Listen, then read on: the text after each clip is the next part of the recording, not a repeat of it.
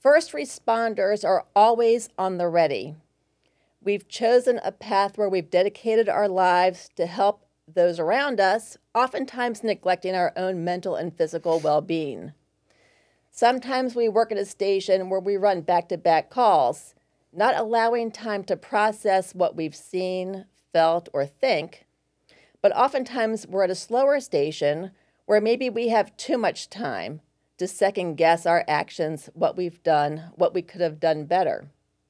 Regardless of whether you're at a slow or a busy station, we oftentimes suppress these feelings, and later on, it could take a day, a week, a month, or a year, or years. We may start showing outward signs of PTSD, depression, anxiety, and unfortunately for some, suicide. Hi everyone, I am Monya Cohen, the firefighting female. With me today is Dr. Monya Cohen. Monya is a licensed psychologist in Maryland and has been practicing as a therapist for over 20 years. She specializes in mood and anxiety disorders and in complex trauma in teens and adults. She is also a registered yoga teacher and certified yoga therapist and integrates mind-body medicine into her therapy. Monya is an adjunct faculty at the Chicago School of Professional Psychology DC campus and teaches courses in psychological trauma. Thank you for joining me, Monya, and welcome. Thank you, Rhonda. It's great to be here. Thank you. So we have a lot to talk about. We do. So my question is, we need to talk about how people recognize whether they are suffering from any of these things. Signs and symptoms, perhaps what causes them. So signs and symptoms, what should people be looking for? That's a really good question, Rhonda, and I think it's something that we all should be aware of. One of the first things I like to think about is maybe isolating ourselves. Do you notice that somebody that you're working with maybe isn't joining you for lunch or not going out with your crew, your duty crew afterwards? You might notice that maybe they're coming into work late or maybe missing work quite a bit. You might notice that maybe, they're forgetting things, documentation, or maybe they're making mistakes, along the way. So those are some of the things that you might be looking for. You might also, maybe they look really tired, and kind of haggard, or you might overhear that they're talking with someone that their sleep isn't, what it used to be. Maybe they're eating too much or eating too little. Maybe they've lost interest in things that they used to enjoy. You might notice that they're taking on lots of shifts and not even going home. That's definitely another sign that they may be experiencing some symptoms of trauma. There's so many things, maybe irritability. You might notice that they seem to get annoyed really easily, or maybe blowing things out of proportion, maybe feeling angry. And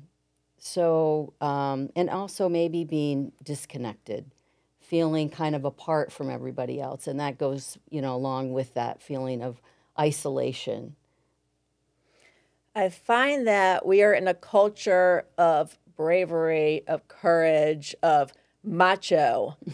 And for many, it's hard to say, I'm sad, or I'm depressed, or I really need to talk about something that I've just seen. And it relates differently to everybody because, for example, if you have children and you run an infant code and you've left your child, maybe perhaps it's the child's birthday, and this is the first call that you ran, it's going to be devastating. And sometimes people will just come back to the station and act like it didn't matter. When inside, you'll see them walk away. People have even shed tears. And it's okay to ask for help. And it's okay to say, hey, listen, this is affecting me in an adverse way. And I want to have a successful day, a successful career. And it has to be processed. The other thing is also not just for career, but for family life. And I feel that people take home their problems, but don't express why they're feeling a certain way, because some people don't even talk about the job when they go home.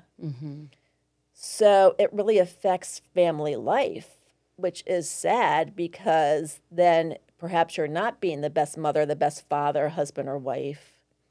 Have you noticed this with clients that you've worked with? Absolutely. And I think you're making a couple of important points. One is balance, work-life balance. And the other one is the culture of the fire service or first responders, whether you're an EMT, whether you're a paramedic, whether you're a fireman or firewoman, a police officer.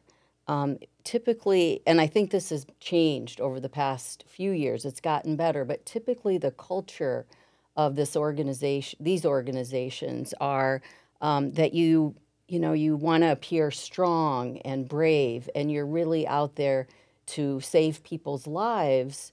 And I think that, we often forget as a first responder that, we have feelings too. We're humans. We often see and hear things that other people don't see or hear. And you're right, it may relate to our personal lives. It may relate to our own trauma histories that we're carrying with us. And so that stigma, so to speak, that is in the first responder culture often prevents us from asking for help or feeling free to show our emotions or say that, oh, we're in therapy, we're seeing someone so that we can talk about these things. However, that's not common with everybody, and the culture teaches us to push it down, to sort of compartmentalize, go on to the next call. And like you said, if the station is really, really busy, there's no time to process those things that we've seen and heard as we're going throughout our day. Or if we're at a slower station, there's a lot of time to process it. And we're just processing it in our own head rather than really talking to somebody else and getting some help to understand those feelings, those emotions, and those thoughts that we're having. Yeah, it's interesting. I always find that it's very easy for somebody to say, I have cancer, I have diabetes, I have renal disease. But it is so hard for somebody to say, I think there's something wrong. I'm in my own head and things aren't going well. So I think there's so many things that we can do as first responders to help ourselves and each other. And possibly when we talk at the kitchen table, oftentimes we sit around and tell stories. Firefighters, first responders love to tell stories. Sometimes they're true, sometimes they're partially true. But I think there should also be a time to talk about calls, not just how we would do different or how we would improve a call, but maybe, hey, listen, you guys, I'm not good with this. What do you think? How do you perceive this to be? So this is our family. We understand each other very well as first responders. Sometimes our own families could not understand how we think and feel because we bond through experiences. So I think the first place to help resolve any type of, potentially very serious issues such as suicidal ideation is to talk amongst our crews. And somehow it should be established, maybe, hey, every morning at lineup, hey guys, listen, if there's going to be a bad call today, a good call today, or anything indifferent, we're talking about it. So at lunch, bring it up. Hey, did you just run this? How do you feel about this? Work through it with each other. Don't be afraid to ever ask out for help. So what are things and different places that firefighters and first responders can go to actually seek out help? That's a great question, Rhonda, and I'm really glad you asked it. So I think it's a great idea to sort of begin to develop that culture within the station, at breakfast, at lunch, at dinner, in first thing in the morning or when you first start running calls. just to make that announcement, make it part of your culture that that it's okay, to talk about these things amongst each other. And you're right, no one understands a first responder like other first responders, and that camaraderie, that friendship, that understanding that you have amongst each other is so unique and so really important. I think that having other ways also, outside of the fire station, so to speak, to also take care of yourself. Maybe, you like to go to the gym and exercise. Maybe you're a jogger and you like to jog, or maybe you're artistic and you like to paint or draw. There's so many different ways to, provide self-care, to engage in self-care. Things as simple as maybe listening to some of your favorite music. Thinking about, one good way to think about it is using all of your senses. For example, so sound. Music really calms me down. Music is something that takes my stress away. Maybe smells, if you have some favorite smells, scented lotion, aromatherapy, or taste. I mean, chocolate, actually, as we know, releases some endorphins in the body that help us to feel better. Or maybe you like a mint, or maybe a flavor of gum, or something like that. Tactile sensations, even, having something in your pocket maybe that's smooth or rough or hard or soft, something like that. And movement can also be considered some sort of a coping skill. As I mentioned, running or going to the gym or yoga, is a great way. And also breathing exercises, full body breaths really can help relieve stress and heal anxiety and grief that you might be experiencing as part of your job or part of your personal life. Interesting. It's always important. Have something, an outlet. I have laughter. I listen to different comedians all the time, and laughter for me is the best way to relieve stress.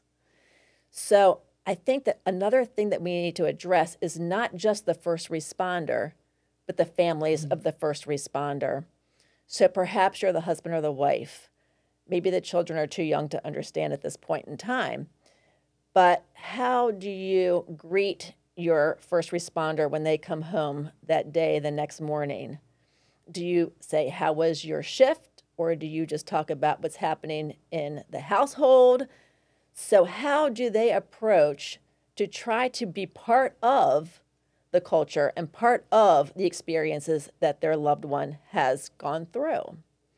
Do you think they should just break through and be like, hey, how was the shift last night? Run anything good? So I don't think, especially in mental health, one size doesn't necessarily fit all. So I think it's really important that maybe you have a conversation with your loved one and just say, how best can I support you? When you come home from a shift, would you like to talk about it? Would you like me to ask you about it? Or would you prefer that I'm quiet and maybe we can talk about it later? I really think that piece of communication is really important. And, we can assume what might work, but we really don't know, for our loved one who's has unique needs. And as I said, one size doesn't fit all. So I would just communicate and I would ask, what's the best way that I can support you? Every department over the United States has an outreach area where they could ask for help, and it's confidential.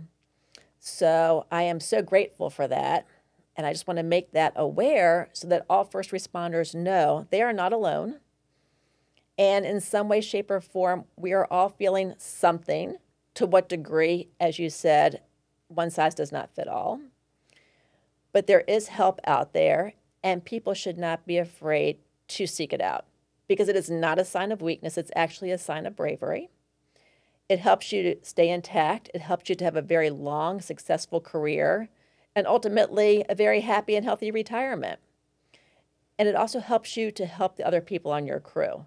You are a family as a crew, and you take care of each other as a family. And part of it is not just physical, part of it is mental, it's social, it's fun. But creating that full person, that full intact person mentally and physically is key to success.